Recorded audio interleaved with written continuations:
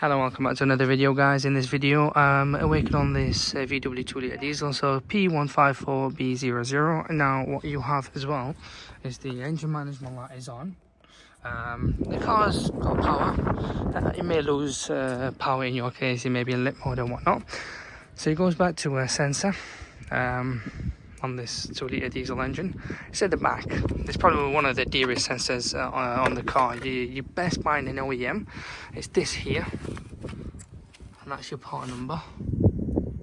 Now they do mess up on most cars. Mercedes, on most cars it will mess up, there is no question. Reality is you can clear it, but it's going to come back on. It's an intermittent fault.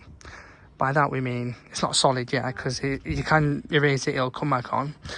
But in my advice would be get a genuine OEM, replace it, and hopefully that should cure it. But what you'll need to do once you change that is use a diagnostic machine. I'm using the King Bowling K7, and reset the DPF pressure sensor, and that should eliminate it.